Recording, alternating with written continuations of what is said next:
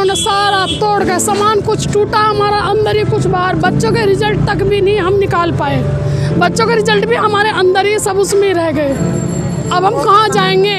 उत्तरकाशी के सिलक्यारा में 41 मजदूरों की जान बचाकर बने मसीहा, अब तोड़ दिया गया घर।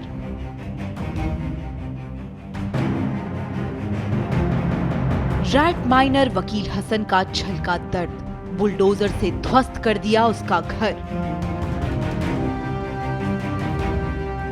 एक झटके में बेघर हुआ सिलक्यारा का हीरो परिवार। क्या अब मिल पाएगा नया घर?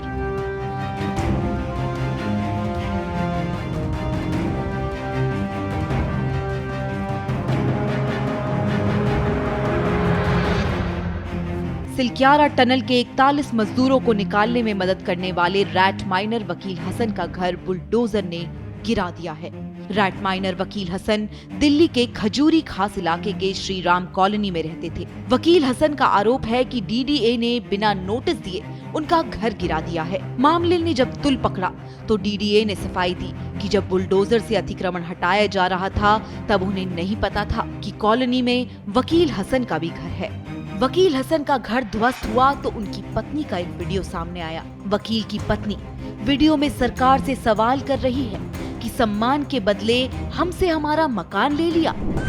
मेरे हस्बैंड तो हीरो थे उत्तरकाशी के, 41 मजदूरों की जान बचाई थी उन्होंने। सब उन्हें इतना सम्मान दे रहे थे, इतना सम्मान दे रहे थे, उस सम्मान के बदले आज मेरा मकान ले लिया। मोदी जी कहते हैं हाथ जोड़कर सबका साथ सबका विकास। हमारा विकास कहाँ है?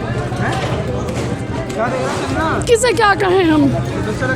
वकील हसन का आरोप और डीडीए की सफाई के साथ ही सियासत ने जोर पकड़ लिया है। विपक्षी पार्टियां सरकार को घेर रही है। डीडीए ने सफाई देने के बाद ये भी कहा कि 2016 में भी इसी जगह पर अतिक्रमण को हटाया गया था। इसके बाद 2017 में ही फिर अतिक्रमण कर लिया गया, जिसके बाद लगातार इस अतिक्रमण को हटाने की कोशिश की गई, लेकिन चुनौतियां इतनी थी कि अतिक्रमण की कार्यवाही संभव ही नहीं हो पा रही थी। फिर अब अभियान चलाया गया और अतिक्रमण को हटाया गया। वहीं जब मामले ने तुल पकड़ा तो दिल्ली के उपराज्यपाल वीके सक्सेना ने वकील हसन को नया घर देने का ऑफर दिया। मुझे बताया गया है और उसको जरूर हम कंपनसेट करेंगे, उसको घर भी दिया जाएगा। एलजी की घोषणा के बाद डीडीए ने भी वकील हसन को नरेला में ईडब्ल्यूएस फ्लैट देने की पेशकश की, लेकिन वकील हसन ने दूसरी जगह घर लेने से साफ इनकार कर दिया।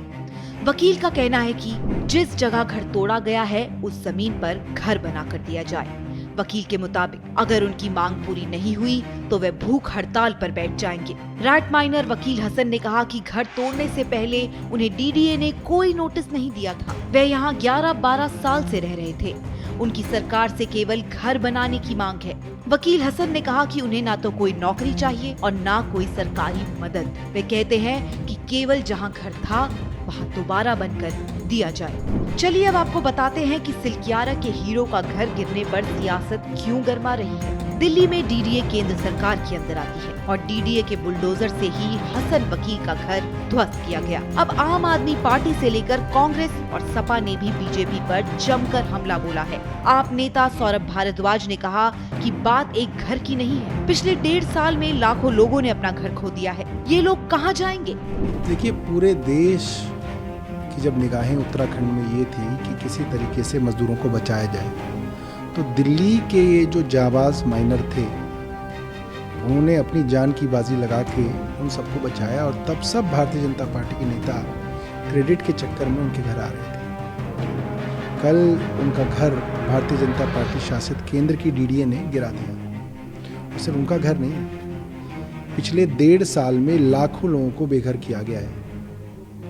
चाहे वो एएसआई हो जिसने तुगलकाबाद में 2.5 लाख लोगों को बेघर कर दिया, चाहे वो एलएनडी हो जिसने सुंदर नर्सरी के पास हजारों लोगों को बेघर किया, घोसिया कॉलोनी में डीडीए ने बेघर किया, प्रियंका गांधी कैंप के अंदर केंद्र ने किया, रेलवे गाहे बगाहे लोगों को बेघर कर रहा है। ये लोग बेघर होकर जाएंगे कहाँ?